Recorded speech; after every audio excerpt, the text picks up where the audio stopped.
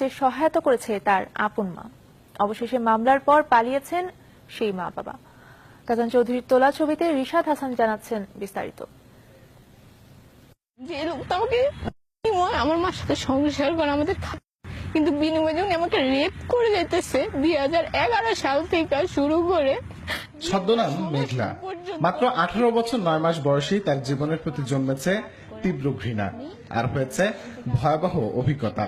পৃথিবীর সবচেয়ে নিরাপদ আশ্রয়স্থল যদি বাবা হয়, তবে তার কাছে সেই তথ্য ভুল।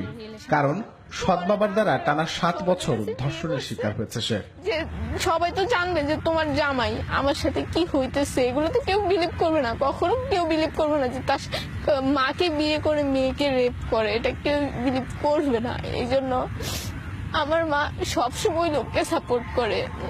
শুধু তাই নয়, মাত্র 15 বছর বয়সে তাকে মিথ্যা অপারেশনের নাম করে গর্ভপাত করানো হয়। আমি তো জানতাম না, তারপর আমাকে এডমিট করালো। তখন আমাকে একটা কথাই বললো যে তোমার একটা অসুস্থ হয়েছে, তো তার জন্য তোমাকে এখানে ভর্তি করানো হয়েছে।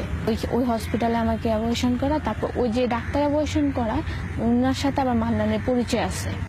অনেক আকুতি মিনতি করে আত্মীয় স্বজনদের বলে, এমনকি নিজের ঘরের ছিটকিনি দিয়েও বাঁচবার চেষ্টা করেছে মেঘলা, কিন্তু তাতেও কোনো লাভ হয়নি। সবাই সবকিছু বলছি, সবার কাছে বলতে বলতে বলতে কেউ আমার সাহায্য করে না, কেউই না।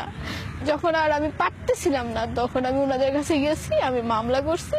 এখন আমি ওই লোকের শাস্তি চাই, এরকম যে তার কোনো মেয়ের সাথে কিছুই না হয়। মেঘলার পাশে দাঁড়ায় মানবাধিকার সংস্থা জাস্টিস ফর উইমেন। মামলার পর থেকেই পলাতক মেঘলার বাবা মা। ভিকটিমের বয়স হচ্ছে 18।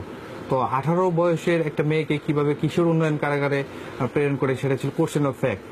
তো মামলার কাগজপত্র তোলার পর আমি যেটা দেখতে পাই, ভিকটিমের মাতা আদালতকে ভুল ইনফরমেশন দিয়ে তার বয়সটা আসলে কমিয়ে দিয়েছিলেন।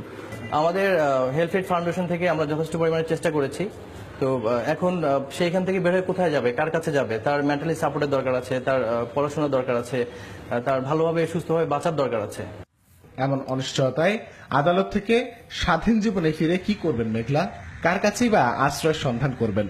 এত সব প্রশ্ন যেন ছোট জেলখানা থেকে বেরিয়ে বড় জেলখানায় প্রবেশের মতোই জটিল হয়ে তাড়া করছে তাকে।